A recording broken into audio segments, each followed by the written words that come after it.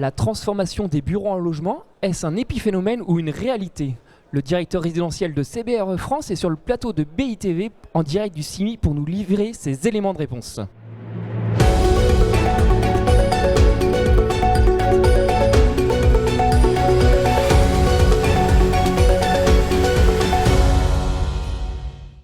Sébastien Lorrain, bonjour. Bonjour. Pour rappel, CBRE vient de publier une étude sur la transformation des bureaux en logements. Quelles en sont les principales conclusions? Alors les principales conclusions de l'étude, c'est que de ce serpent de mer de l'immobilier qui est la transformation d'immeubles de bureaux-logements, qu'on a l'impression qu'on ressort à chaque crise ou dès que l'immobilier tousse un petit peu, on trouve la martingale dans la transformation d'immeubles de bureaux.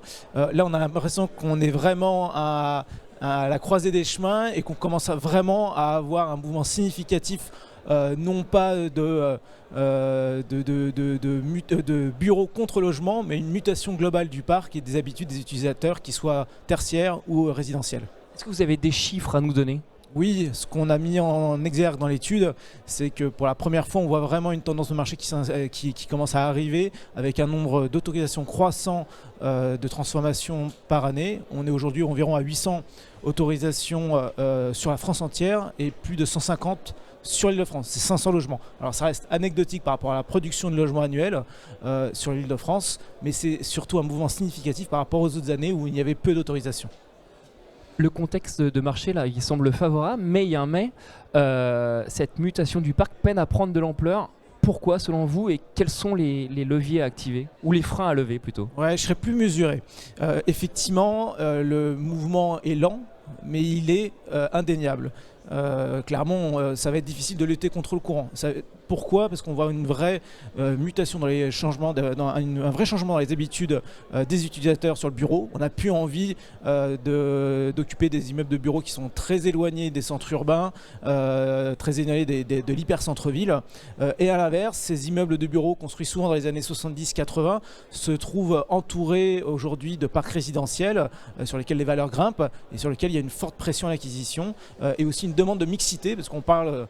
On simplifie le débat sur la transformation de bureaux au logement, mais c'est souvent de la transformation sur du logement, mais pas que. Ça amène de la mixité, des équipements publics, des crèches, des écoles, des centres de soins. Dernière question, est-ce que le modèle économique a été trouvé? Encore une fois, excusez-moi, je veux pas, mais on voudrait battre en brèche un peu cette idée-là. La question est moins d'un modèle économique que finalement trouver une utilisation à un actif qui n'a plus d'utilité sur sa destination originelle. Donc en fait, la question est souvent presque plus économique, mais de trouver un autre usage. Pourtant, les acteurs recherchent le business model qui va avec. Alors après, effectivement, on est toujours à chercher un équilibre financier, mais parfois la question est moins de trouver un équilibre financier que d'arriver de trouver à une autre finalité, à quelque chose qui n'a plus du tout d'utilité. Clairement, c'est ça aujourd'hui la vraie question.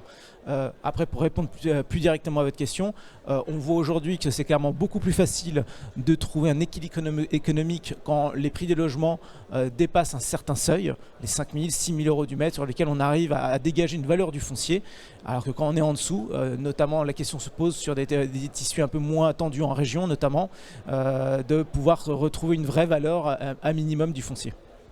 Sébastien Lorrain, merci beaucoup pour cet éclairage. Merci à vous. Et à très bientôt pour une nouvelle émission en direct du CIMI.